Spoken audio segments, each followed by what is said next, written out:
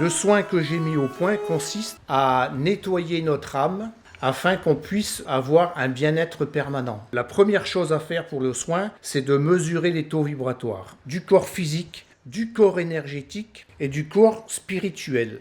Sur le plan physique, on plafonne au maximum à 60 000 unités.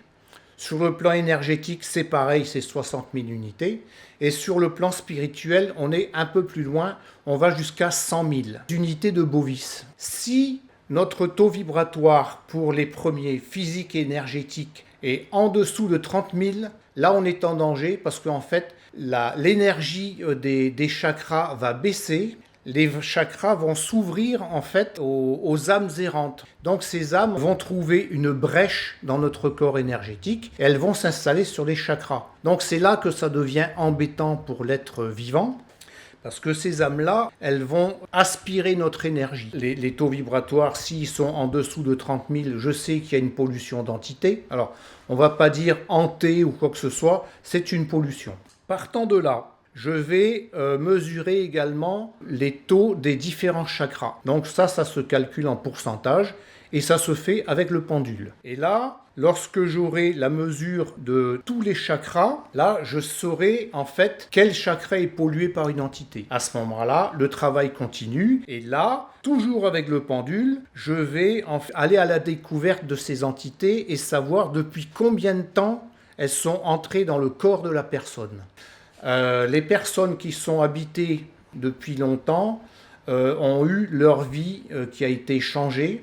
Dernièrement, j'ai eu à soigner une personne qui en avait 9, donc les 7 chakras étaient pollués, mais en plus, il y avait deux entités sur le même chakra.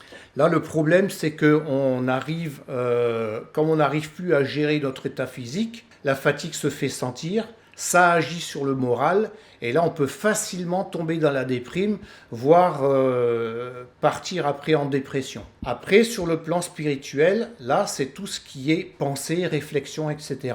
Comme on est complètement pollué, si vous voulez, les entités ont réussi à prendre le pouvoir sur vos propres pensées et à vous faire dévier de l'axe de votre vie. C'est-à-dire que vous n'êtes plus vous-même. Ce n'est plus vous qui décidez de votre vie, de ce que vous voulez faire. Elles vont vous pousser à atteindre des objectifs professionnels que vous ne souhaitiez pas vraiment. Et elles vont y arriver. Donc vous allez écraser les autres, puisque en fait elles ont une force colossale en elles, pour vous faire atteindre un objectif que vous ne souhaitez pas, mais que elles veulent. Donc vous allez vous faire des ennemis dans le travail. Si votre mari ou votre compagnon ne leur plaît pas, ça va être pareil, vous allez devenir odieuse et elles vont atteindre l'objectif, c'est-à-dire que votre mari va quitter la maison, va quitter la famille. On peut même aller encore plus loin, c'est que si votre famille ne lui convient pas, elle peut en fait tout détruire.